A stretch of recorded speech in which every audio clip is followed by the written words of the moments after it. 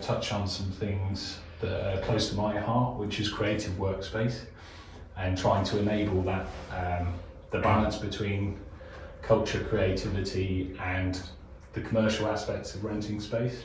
So there are quite a lot of instances. I know Folkestone, for example, offers sort of peppercorn rents to artists and that kind of thing, as a way of enabling that creativity within a space.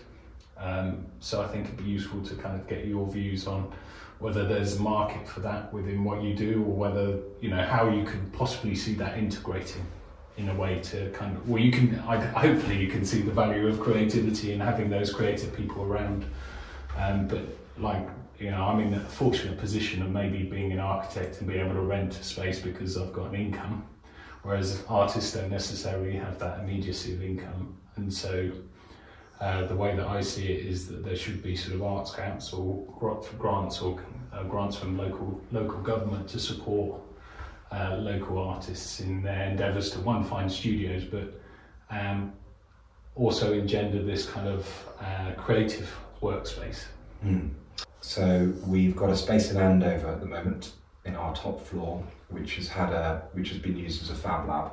Okay. Until recently, and we're engaging with a few local companies that are going to help us create a kind of artist space. Yeah.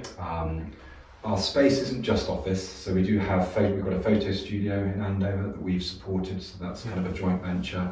We've got a brewery in our space in Hursley. That's where I want an office. Yeah. Yes, yeah, it's very popular there. So they open up on a Thursday and Friday and do beer tastings. We've got a coffee roaster in Hursley as well, that's attached to the cafe, so they're roasting coffee on site. And so we're very supportive of all kind of usage. Yeah. And underclassy things become a lot easier. The market for artist space is quite strong, but it's quite difficult to create a model that's financially viable. Yeah.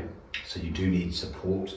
There was a very successful artist space in Eastleigh called the Sorting Office, which had about 16 artists in, and that was a great space. So we're very open to collaborations where our tech and automation might help other either companies or councils that are running these spaces bring the price down. Even the CIC maybe, or you know, just sort of different models of working.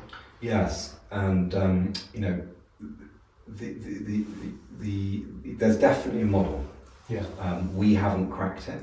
Yeah. We've spent a lot of time looking at the Fab Lab model for kind of engineering space, and we have had Fab Labs in multiple sites. And again, it comes back to insurance and largely needing someone on site all the time. I mean, I can see from just a building and design point of view, you know, the immediate thoughts of safety and fire and all of those things that would come with that kind of combination of spaces. I suppose there's sort of, you know, you can look at it from a more sort of altruistic, but also kind of functional point of view, in that you could look at maybe artists who work in particular genres, and those guys may be fitting the mould. Or, I mean, we talk about artists and we're immediately assuming watercolourists, but you know, they fall into, you know, a whole variety of different guises, aren't they? So you can have sculptors, you can have different types of sculptors within that market. You can also have architects of a particular persuasion, or you could have you know, potentially from an artistic point of view, someone who's graphically aware and working on graphic design or game development. I think as IncuHive grow and we start creating our own products, our blend in terms of offering will be greater. Going back to the startup space I went to in London, where they had the CLS and the plasterboard, they had a commercial kitchen in one of the sites they took over. They didn't know what to do with it, thought about ripping it out, and then one of the chaps said, "Oh, let's try and let it." put it on the market, and it was one of their most popular spaces. Yeah. So we have kitchen space in some of our sites. Okay. For small producers, so that, you know, and so we're very, very aware of that market, and you know, we're very happy to create those types of spaces for the demand. And I think as our properties become bigger, then things like artist space will be easier to slot in. Yeah.